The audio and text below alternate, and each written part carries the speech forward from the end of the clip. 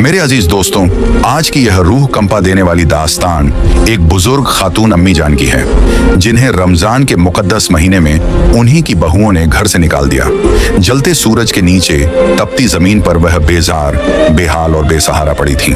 भूख और प्यास ने जिस्म की आखिरी ताकत तक निचोड़ ली थी। आंखों के सामने अंधेरा छा रहा था। लू के थपेड़ों ने जिस्म को बेहिस कर दिया था। कोई उनका हाल पूछने वाला तक न था। कांपते होंठों से बस एक दर्द भरी सिसकी निकली, या अल्लाह, मुझसे अब और नहीं चला जाता। उनकी हर हड्डी जवाब दे रही थी। आंखों से आंसू बह रहे थे, मगर पसीने से तर चेहरा और सूखे होंठ ये गवाही दे रहे थे कि उनके सब्र की इंतहा हो चुकी थी। इस दर्दनाक दास्तान को जानने के लिए आखिर तक हमारे साथ रहिएगा। गांव के बीचों बीच एक पुरानी मगर शानदार हवेली जैसी बड़ी कोठी थी। इसी घर में अम्मी जान अपने 6 बेटों के साथ रहती थी। उनका असल नाम हलीमा बीवी था, मगर पूरे गांव में लोग उन्हें अम्मी जान कहकर पुकारते थे, क्योंकि वह हर किसी के लिए एक माँ जैसी थी। उनका दिल समुंदर की तरह वसीया था, हर किसी के लिए खुला हुआ। गांव के लोग उनकी बड़ी इज्जत करते थे। अगर किसी के घर झगड़ा होता तो वह अपने प्यार और अक्लमंदी से सुलह करा देती। कोई भूखा होता तो अपने हिस्से की रोटी दे देती। गांव की औरतें कहती, अम्मी जान का दिल दरिया जैसा है। उनके 6 बेटे थे, सादिक, अयान, नौमान, रेहान, फिरोज और असद। अम्मी जान ने अपनी पूरी जिंदगी अपने बेटों की परवरिश में लगा दी थी। वह खुद भूखी रह जाती, मगर अपने बच्चों को किसी चीज की कमी महसूस नहीं होने देती। वक्त गुजरता गया, बेटे बड़े हो गए और उनके घर में बहुओं के आने का वक्त आ गया। अम्मी जान ने अपनी हैसियत से बढ़कर अपने बेटों की शादियां की, अच्छे घरों से बहुएं लाईं ताकि घर में बरकत आए, खुशियां बढ़े। जब पहली बहू आई तो अम्मी जान ने अपनी कोठरी छोड़कर उसे सबसे अच्छा कमरा दे दिया। जब दूसरी बहू आई तो खुद अपने हाथों से घर की दीवारें चमकाईं ताकि नई बहू को अच्छा लगे। इस तरह एक एक करके 6 बहुएं घर में आ गईं। शुरुआत में सब कुछ ठीक था, घर में रौनक थी, हर तरफ चहल पहल थी। मगर धीरे धीरे अम्मी जान को महसूस हुआ कि अब बहुएं उन्हें पहले जैसा नहीं मानती। जो बहुएं शादी से पहले बड़ी मीठी बातें करती थीं, अब तीखे बोल बोलने लगी थी।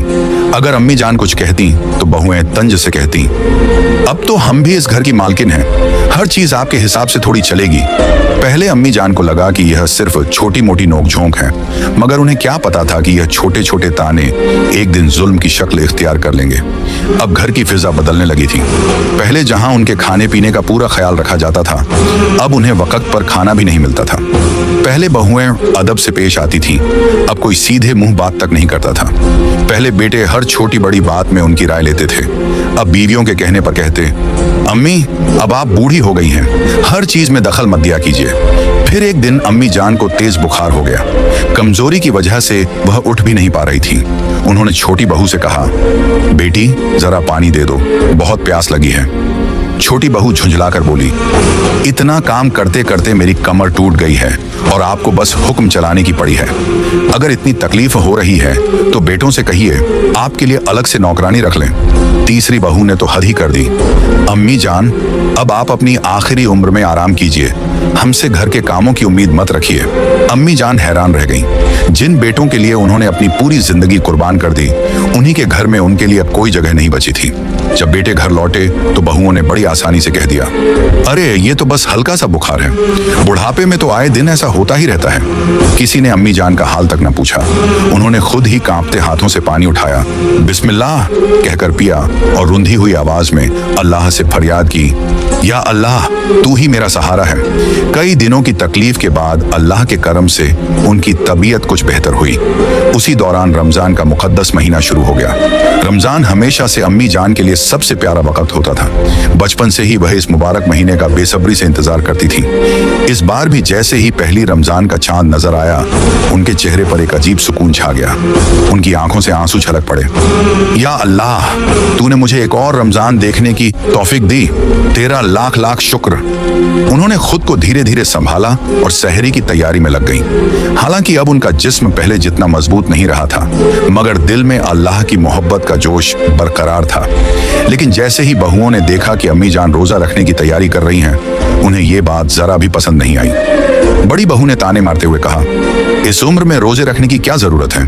अब तो तुमसे चला भी नहीं जाता, फिर भी इतनी जिद्द। दूसरी बहू बोली, अगर रोजा रखना ही है तो घर के कामों में भी हाथ बटाओ, सारा बोझ हमारे सिर पर मत डालो। वह जानबूझकर अम्मी जान को तंग करने लगी। कभी सहरी की चीजें वक्त पर न देती, कभी उनका खाना छुपा देती, तो कभी खाने में इतना नमक ज्यादा कर देती कि वह खा भी ना पाती। जब अम्मी जान इबादत के लिए बैठती तो कोई ना कोई बहू बहाना बनाकर उन्हें परेशान करने आ जाती। एक दिन अफ्तार के बाद अम्मी जान बहुत कमजोरी महसूस कर रही थी। उन्होंने छोटी बहू से कहा, बेटी जरा सा पानी दे दो, बहुत कमजोरी लग रही है। छोटी बहू ने पानी तो ला दिया, मगर हिकारत से बोली, अगर रोजे रखने का इतना ही शौक है तो सहने की भी आदत डालो, बार बार हमें हुक्म मत दिया करो। अम्मी जान का दिल बहुत दुखा, मगर उन्होंने सब्र किया। जब भी बहुएं उन्हें सताती, वह बस एक ही जवाब देती, अल्लाह सब देख रहा है। मेरा रोजा सिर्फ भूखा रहने के लिए नहीं, बल्कि सब्र करने के लिए भी है। उनकी ये बात सुनकर बहुओं को और गुस्सा आ जाता, मगर अम्मी जान हर बार अल्लाह का नाम लेकर सब कुछ बर्दाश्त कर लेती। जब वह अफ्तार के लिए हाथ उठाकर दुआ मांगती तो उनकी आंखों से अश्कों की धार बहने लगती। उनकी बस एक ही फरियाद होती, या अल्लाह मुझे हिम्मत और ताकत अता फरमा ताकि मैं तेरी इबादत से दूर ना हो जाऊं। लेकिन बहुओं का जुल्म बढ़ता ही जा रहा था। अब जब अम्मी जान नमाज पढ़ने बैठती तो बहुएं जानबूझकर अपने छोटे बच्चों को उनके पास छोड़ देती। मासूम बच्चे चीखते, रोते, झगड़ते और अम्मी जान को मजबूर होकर इबादत छोड़नी पड़ती। बहुएं तंज कसती, अम्मी जान जरा इन बच्चों को संभाल लेना, हमें बहुत सिरदर्द हो रहा है। बड़ी बहू हर रोज यही बहाना बनाकर अपने कमरे में जा लेटती। छोटी बहू कहती, अम्मी जान हमें बहुत थकान हो रही है, जरा खाना बना देना, और फिर बेफिक्री से मोबाइल लेकर बैठ जाती। अम्मी जान खुद भी कमजोर थी, लेकिन किसी तरह घर के सारे काम निपटा देती। फिर भी बहुओं को कोई ना कोई शिकायत करने का मौका मिल ही जाता। अम्मी जान दाल में नमक ज्यादा क्यों है? अम्मी जान बच्चे गिर गए थे, आपने ध्यान क्यों नहीं दिया? अम्मी जान हमें अपने ही घर में सुकून नहीं मिलता। सबसे दर्दनाक बात यह थी कि अब उनका छोटा बेटा भी बहुओं की तरफ था। जब अम्मी जान ने हिम्मत करके एक दिन अपनी तकलीफ जाहिर की तो बेटे ने उल्टा उन्हीं को डांट दिया, अम्मी आप घर में हर वक्त झगड़ा क्यों करती हैं? बहुओं को तंग मत किया करो। ये सुनकर अम्मी जान का कलेजा छलनी हो गया। उन्होंने अपनी सारी ताकत समेटकर अल्लाह के सामने रोते हुए दुआ मांगी, ऐ अल्लाह अगर मुझसे कोई गलती हुई हो तो मुझे माफ कर दे, लेकिन अगर मैं बेगुनाह हूं तो तू ही मेरा इंसाफ कर। अभी उनकी आंखों से आंसू गिर ही रहे थे कि तभी बड़ी बहू गुस्से में तेज कदमों से उनके कमरे में दाखिल हुई। उसका चेहरा गुस्से से तमतमा रहा था। अम्मी जान आप यहाँ आराम से बैठकर नमाज अदा कर रही हैं और उधर मैं अकेली सारा घर संभाल रही हूँ। बड़ी बहू गुस्से से चीख पड़ी, बाकी सारी बहुएं तो अपने मायके चली गई हैं और आप बस इबादत में लगी रहती हैं। घर का सारा काम आखिर कौन करेगा? चलिए उठिए और फौरन मेरे साथ काम में लगिए। अम्मी जान ने ठहरते हुए नरमी से जवाब दिया, बेटी मैं रोजे की हालत में हूँ, मुझसे ज्यादा मेहनत वाला काम नहीं होगा, लेकिन जितना मुझसे हो सकेगा मैं कर दूंगी। मगर बड़ी बहू को यह जवाब बिल्कुल पसंद नहीं आया। उसने ताने मारते हुए कहा, बस बहाने मत बनाइए, जब खाने का वक्त आता है तो आपको भूख लगती है और जब काम करने की बारी आती है तो रोजे का बहाना बना लेती है। जल्दी चलिए। इतना कहकर उसने अम्मी जान का हाथ जबरदस्ती पकड़कर उन्हें खींचा और रसोई में ले गई। गर्मी और रोजे की कमजोरी ने पहले ही अम्मी जान को निढाल कर दिया था, मगर फिर भी उन्होंने सब्र से काम लिया और बहू की मदद करने लगी। थोड़ी ही देर में उनकी हालत और बिगड़ने लगी। हाथ कांपने लगे, आंखों के आगे अंधेरा छाने लगा, जिस्म जवाब देने लगा, मगर बहू को कोई रहम नहीं आया। अभी बहुत काम बाकी है, जल्दी जल्दी हाथ चलाइए। बड़ी बहू ताने देती रही। अम्मी जान के जिस्म में अब और हिम्मत बाकी नहीं थी। आखिरकार ज्यादा मेहनत की वजह से उनके कदम लड़खड़ाए, सर चकराया और वो बेहोश होकर जमीन पर गिर पड़ी। लेकिन बड़ी बहू पर इसका कोई असर नहीं हुआ, उल्टा वो और ज्यादा गुस्से में आ गई। ये नाटक मेरे सामने मत कीजिए, अम्मी जान उठिए और काम पूरा कीजिए। मगर अम्मी जान दर्द के मारे हिल भी नहीं पा रही थी। उनका जिस्म जैसे बेजान हो गया था। बड़ी बहू का गुस्सा और बढ़ गया। उसने बेरहमी से उनकी बाजू पकड़ी और जमीन पर घसीटते हुए दरवाजे तक ले गई। फिर उन्हें बेदर्दी से घर के बाहर फेंक दिया। अगर आपसे घर का काम नहीं होता तो बाहर बैठिए, यहाँ रहने की कोई जरूरत नहीं। अम्मी जान दर्द से कराह रही थी, मगर उन्होंने कोई शिकवा नहीं किया। बस अपनी सूखी आंखों से आसमान की तरफ देखा और हल्की आवाज में कहा, या अल्लाह तो सब देख रहा है। वो वहीं जमीन पर पड़ी रही। उनके जिस्म में अब हिलने की भी ताकत नहीं थी। उधर बड़ी बहू चैन की सांस लेकर इत्मीनान से घर के अंदर चली गई, मगर अल्लाह की लाठी बेआवाज होती है। अगले ही पल जब बड़ी बहू किचन में वापस गई तो अचानक उसका पैर फिसला और वो सीधा उबलते हुए तेल के बड़े बर्तन पर जा गिरी। आहा! तेज चीख से पूरा घर गूंज उठा। जैसे ही उसका जिस्म गर्म तेल में गिरा, वो दर्द से बुरी तरह चीख उठी, बचाओ, जल गई, जल गई। उसकी दहला देने वाली चीखें पूरे घर में गूंज रही थीं। घर में मौजूद उसका शौहर, देवर और बाकी घर वाले घबराकर दौड़ पड़े। जैसे ही उन्होंने किचन का मंजर देखा, सबके होश उड़ गए। बड़ी बहू उबलते तेल में गिरी तड़प रही थी। अल्लाह, जल्दी करो, इसे बाहर निकालो, उसका शौहर चिल्लाया। देवर ने किसी तरह कपड़ा लिया और बड़ी मुश्किल से उसे जलते तेल से बाहर निकाला, मगर बहुत देर हो चुकी थी। उसका पूरा बदन झुलस चुका था। चेहरा इस कदर जल गया था कि पहचानना मुश्किल था। उसी वक्त बाकी बहुएं जो मायके गई हुई थीं वापस लौट आईं। जैसे ही उन्होंने ये खौफनाक मंजर देखा, उनकी रूह कांप उठी। छोटी बहू कांपती हुई बोली, या अल्लाह, ये क्या हो गया? बड़ी बहू दर्द से कराह रही थी। उसका जल चुका चेहरा, झुलसे हुए हाथ पैर। बाकी बहुएं डर के मारे सहम गईं। एक और बहू हकीकत को समझते हुए बोली, हमने तो कभी सोचा भी नहीं था कि ऐसा कुछ हो सकता है। डॉक्टर ने पूरी कोशिश की, मगर आखिर में यही कहा, हम इसे बचाने की हर मुमकिन कोशिश करेंगे, मगर इनका चेहरा और जिस्म अब हमेशा के लिए जल चुका है। ये पहले जैसी कभी नहीं हो सकेगी। डॉक्टर की ये बात सुनते ही सब बहुओं के पैरों तले जमीन खिसक गई। उसका शौहर अब तक सदमे में था। आईसीयू में घंटों इलाज चलता रहा। जब उसकी हालत बेहतर हुई तो अतीत की सारी तस्वीरें उसकी आंखों के सामने घूमने लगी। अम्मी जान को धक्के देकर घर से बाहर निकालना, तेज धूप में उनकी बेबसी, रोजे की हालत में उनकी लाचारियां, अब सब कुछ याद आ रहा था। बड़ी बहू की आंखों से आंसू बह निकले। उसने कांपते हुए अपने शौहर का हाथ पकड़ा और सिसकते हुए कहा, अल्लाह ने मुझे मेरे गुनाहों की सजा दे दी।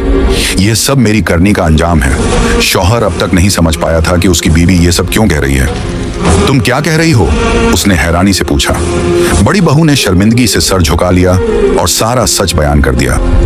क्या तुम सच कह रही हो? शौहर के मुंह से बस यही लफ्ज निकले, हाँ, मैंने अम्मी जान पर बहुत जुल्म किए और अल्लाह ने मुझे इसी दुनिया में सजा दे दी। जाओ, उन्हें ढूंढ कर लाओ, मैं उनके कदमों में गिरकर माफी मांगूंगी। अब घर के हर फर्द को एहसास हो रहा था कि उन्होंने कितनी बड़ी गलती की है। सारे घर वाले अम्मी जान को ढूंढने निकल पड़े, कहीं वो बेहोश न हो गई हो। छोटी बहू घबरा कर बोली, गर्मी बहुत थी, सूरज की तपती हुई किरणें जमीन को झुलसा रही थीं। हर कोई गली, मोहल्ले और खेतों में दौड़ने लगा, मगर अम्मी जान कहीं नजर नहीं आई। तपती दोपहर, भूख और प्यास से बेहाल, कमजोर और लाचार, आखिरकार वो एक पेड़ के नीचे गिर पड़ी और बेहोश हो गईं। जब उनके बेटे और बहुएं उन्हें ढूंढते हुए वहां पहुंचे तो अम्मी जान की हालत देखकर उनके होश उड़ गए। अम्मी जान! बड़े बेटे ने दौड़कर उन्हें गोद में उठा लिया। उनकी सांसें धीमी हो रही थीं, होंठ सूख चुके थे, चेहरा हल्कान था। छोटे बेटों की आंखों से भी आंसू छलक पड़े। या अल्लाह, हमने अपनी माँ के साथ ये क्या कर दिया? सब मिलकर अम्मी जान को अस्पताल की तरफ दौड़े। डॉक्टर ने जांच की और अफसोस से सिर हिलाया। ये कई दिनों से भूखी प्यासी हैं, जिस्म बहुत कमजोर हो चुका है, इन्हें सही से खाना भी नहीं मिला, हालत नाजुक है। अगर थोड़ी देर और होती तो शायद। बेटों का दिल बैठ गया। बड़ी बहू जो अपने बिस्तर पर दर्द से तड़प रही थी, जब ये खबर सुनी तो उसकी चीखें निकल गईं। या अल्लाह, मैंने क्या कर दिया? अब बेटे भी पछता रहे थे, हमने अपनी माँ का खुद ख्याल क्यों नहीं रखा? काफी देर बाद अम्मी जान को होश आया। उन्होंने अपनी सूखी आंखें खोली। सामने उनके बेटे खड़े थे, आंखों में पछतावे के आंसू लिए हुए। बड़ा बेटा उनके पास आया, उनका हाथ थामा और रुंधे गले से बोला, अम्मी जान, हमें माफ कर दीजिए, हम आपकी हालत से अनजान रहे, हमें नहीं पता था कि घर में आपके साथ क्या हो रहा है। छोटे बेटों ने सिर झुका लिया। हमने आपको आपकी बहुओं के रहमो करम पर छोड़ दिया, हमें माफ कर दीजिए अम्मी जान। अम्मी जान ने नजरें उठाईं और कमजोर आवाज में कहा, बेटा, अल्लाह सब देखता है, मेरे लिए रोने की जरूरत नहीं, बस सबक लो और आगे से किसी पर जुल्म मत करना। अम्मी जान के लफ्ज सुनकर घर के हर शख्स का सर शर्म से झुक गया। थोड़ी देर बाद उन्होंने अपने बड़े बेटे से कहा, बेटा, मुझे मेरी बहू के पास ले चलो, मैं उसे देखना चाहती हूँ। बेटों की आंखों में फिर आंसू आ गए। उन्हें अपनी माँ की दरियादिली पर यकीन नहीं हो रहा था।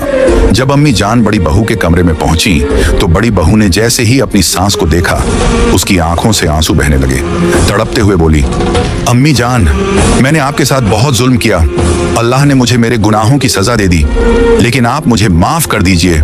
उसने कांपते हाथों से अम्मी जान के पांव पकड़ने की कोशिश की, मगर अब उसके हाथों में इतनी ताकत नहीं बची थी। अम्मी जान ने अपने बेटे को देखा, फिर बड़ी बहू की तरफ, एक गहरी सांस ली और कहा, बेटा, मैंने तुम्हें हमेशा अपनी बेटी माना था, लेकिन तुमने मेरे साथ क्या किया। बड़ी बहू फूट फूट कर रोने लगी। बाकी बहुएं भी वहां आ गईं और सबने मिलकर अम्मी जान के कदमों में सिर रखकर माफी मांगी। हमने आपको तकलीफ दी, हमें माफ कर दीजिए। अम्मी जान ने अपनी आंखें बंद की, दिल ही दिल में अल्लाह से दुआ की, या अल्लाह, मैंने अपनी तरफ से सबको माफ किया, अब तू भी इन्हें हिदायत दे। उस दिन से पूरे घर का माहौल बदल गया। बेटों को अपनी माँ की अहमियत समझ में आ गई। बहुओं ने अब अम्मी जान की देखभाल शुरू कर दी, मगर बड़ी बहू के चेहरे और जिस्म पर जले के निशान हमेशा के लिए रह गए। अब जब भी वो आईने में खुद को देखती तो अपने की पर पछताती, काश मैंने अम्मी जान पर जुल्म न किए होते। अब वो रोजा रखती, नमाज पढ़ती, अल्लाह से माफी मांगती, मगर जो हो चुका था उसे बदला नहीं जा सकता था। अल्लाह के बंदों पर जुल्म मत करो, वरना अल्लाह का इंसाफ बहुत सख्त होता है। माँ बाप की इज्जत करो, उनका दिल मत दुखाओ, वरना अल्लाह की सजा इसी दुनिया में देखने को मिलेगी। अगर किसी से गलती हो जाए तो जल्दी तौबा कर लेनी चाहिए ताकि अल्लाह माफ कर दे।